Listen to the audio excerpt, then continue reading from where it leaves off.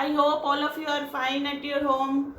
So today we will study the subject business study. आज हम जो सब्जेक्ट स्टडी करेंगे वो है हमारा बिजनेस. ठीक है, क्लास 11th का हम सब्जेक्ट स्टडी कर रहे हैं बिजनेस.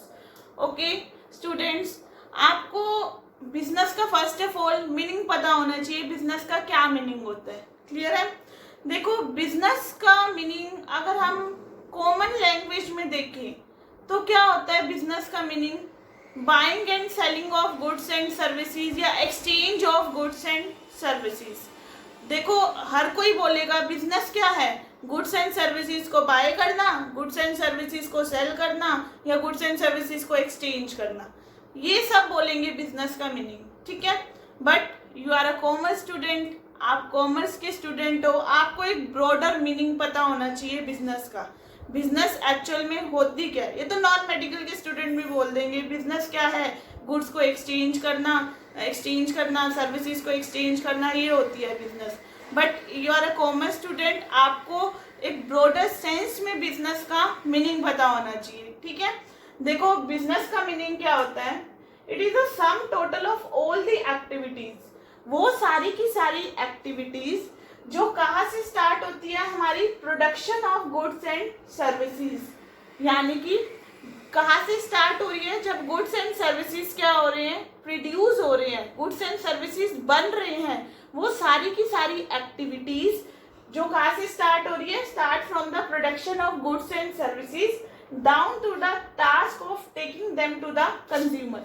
यानी कि जब तक वो गुड्स एंड सर्विसेज कंज्यूमर तक नहीं पहुंच जाती तो उनके बीच में जितनी सारी एक्टिविटीज परफॉर्म होंगी वो सारी की सारी हमारी बिजनेस के अंदर इंक्लूड होंगी. आई रिपीट अगेन, जैसे ही गुड्स एंड सर्विसेज की प्रोडक्शन हुई है और जब तक वो कंज्यूमर तक नहीं पहुंच जाती तो इनके बीच में जो भी एक्टिविटीज परफॉर्म होंगी वो हमारी किसके अंडर इंक्लूड होंगी? बिजनेस के अंदर क्या होगी? इंक्लूड होगी. लाइक देखो, गुड्स को एक जगह से दूसरी जगह पहुंचाना, ट्रांसपोर्टेशन, ये भी हमारा बिजनेस में इंक्लूड होएगा.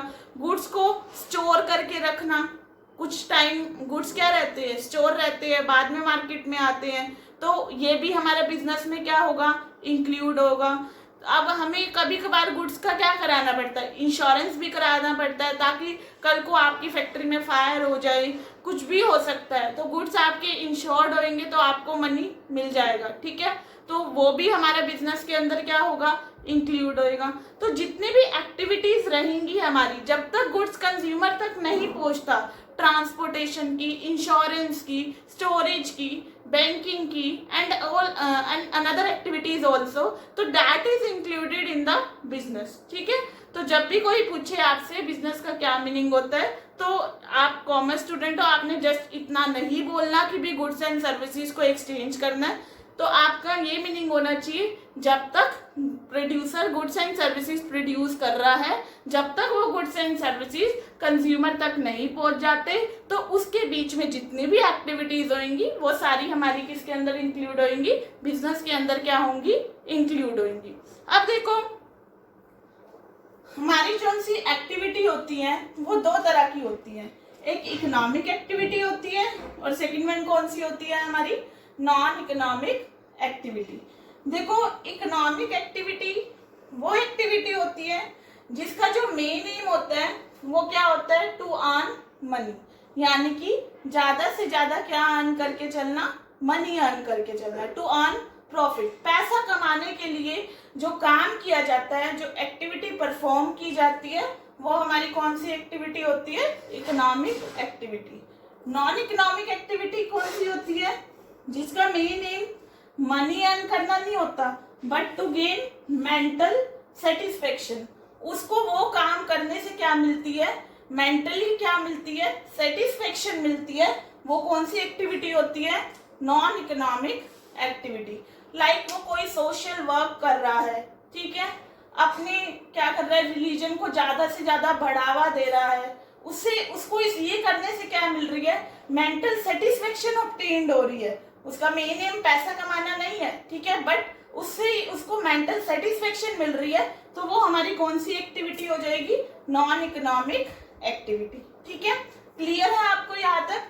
अब देखो हमारा जो बिजनेस है वो क्या है, इकोनॉमिक एक्टिविटी है, हमारी नॉन इकोनॉमिक एक्टिविटी बिजनेस नहीं है। ठीक है, इकोनॉमिक एक्टिविटी क्यों है, क्योंकि हम बिजनेस करते ही किस लिए हैं, मनी अर्न करने के लिए, पैसा कमाने के लिए तो बिजनेस करते हैं हम, या मेंटल सेटिस्फेक्शन के लिए करते हैं, नहीं, पैसा कमाने के लिए हम क्या करते हैं, बिजनेस करते हैं, to earn more and more profit earn करने के लिए हम बिजनेस करते हैं।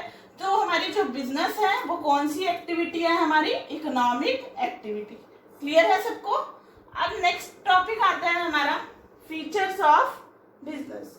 हमारे बिजनेस के कौन कौन से फीचर्स होते हैं, क्या क्या करेक्टरिस्टिक्स होते हैं हमारे बिजनेस स्टडीज के। ठीक है, देखो पहला करेक्टरिस्टिक होता है हमारा इसका एन इकोनॉमिक एक्टिविटी। बिजनेस हमारा क्या है, एक इकोनॉमिक एक्टिविटी है। इकोनॉमिक एक्टिविटी अभी मैंने बताया कौन सी एक्टिविटी होती है, टू अर्न मनी, यानी कि जो एक्टिविटी पैसा कमाने के लिए की जाती है, प्रॉफिट कमाने के लिए की जाती है, वो हमारी कौन सी एक्टिविटी होती है, इकोनॉमिक एक्टिविटी। तो बिजनेस हमारी कौन सी एक्टिविटी है, इकोनॉमिक एक्टिविटी। ठीक है, नेक्स्ट आता है exchange of goods and services. Business जब हम करते हैं तो उसमें गुड्स एंड सर्विसेज का एक्सचेंज होना भी बहुत ज़्यादा जरूरी है। अगर वो गुड्स एंड सर्विसेज एक्सचेंज नहीं हो रहे तो वो हमारा बिजनेस नहीं है। ठीक है, गुड्स एंड सर्विसेज का एक्सचेंज होना जरूरी है, तभी वो हमारा क्या कहलाएगा, बिजनेस कहलाएगा। ठीक है, अगर देखो शॉपकीपर है, शॉपकीपर क्या कर रहा है, अगर अपने पर्सनल यूज के लिए कोई दूसरी शॉप से गुड परचेज कर रहा है तो वो हमारा बिजनेस नहीं है। ठीक है, यानी कि हमारा बिजनेस वो नहीं रहेगा। हाँ, अगर वो अपनी शॉप पे उसी प्रोडक्ट को रख रहा है और आगे रीसेल कर रहा है तो वो हमारा क्या होएगा, बिजनेस होएगा। ऐसे नहीं है कि भी मैं गुड्स परचेज कर रही हूँ, शॉपकीपर अपने पर्सनल यूज के लिए परचेज कर रहा है, ये बिजनेस नहीं है। अगर शॉपकीपर कोई प्रोडक्ट परचेज कर रहा है और वो अपनी शॉप पे रख रहा है उस प्रोडक्ट को और फिर वो मार्केट में सेल कर रहा है, वो हमारा क्या होएगा, बिजनेस होएगा। यानी कि exchange of goods and services बहुत ज्यादा जरूरी है हमारे बिजनेस के लिए। ठीक है, नेक्स्ट आता है हमारा रेगुलरिटी इन डीलिंग। देखो बिजनेस करने के लिए हमारे लिए क्या होनी चाहिए, रेगुलर एक्टिविटीज भी परफॉर्म होनी चाहिए। ठीक है, देखो आपके फादर ने क्या लिया है, एक पुरानी बाइक थी, वो पुरानी बाइक बेच के नई बाइक ले ली, तो ये हमारा बिजनेस नहीं होगा। ठीक है, आपके फादर ने क्या किया, पुरानी बाइक बेचकर सेल कर कर एक न्यू बाइक ले आए हैं, तो ये हमारा बिजनेस नहीं है। मैंने कहा बिजनेस में क्या होनी चाहिए, रेगुलरिटी होनी चाहिए, यानी कि वो जो ट्रांजेक्शन्स हम कर रहे हैं, सेल एंड परचेज कर रहे हैं, हमारी जो डीलिंग्स है वो क्या होनी चाहिए, रेगुलर होनी चाहिए। क्लियर है सबको। यानी कि अगर एक क्या कर रहे हैं, बाइक की अगर क्या कर रहे हैं, बाइक की कंपनी है, वो अगर डेली क्या कर रही है, सेल और परचेज, ओल्ड बाइक सेल कर रही है या न्यू बाइक सेल कर रही है, वो हमारा क्या होगा, बिजनेस होगा। क्लियर है सबको। नेक्स्ट आता है हमारा प्रॉफिट मोटिव। देखो बिजनेस का मेन ऑब्जेक्टिव क्या होता है, ज्यादा से ज्यादा प्रॉफिट अर्न करना।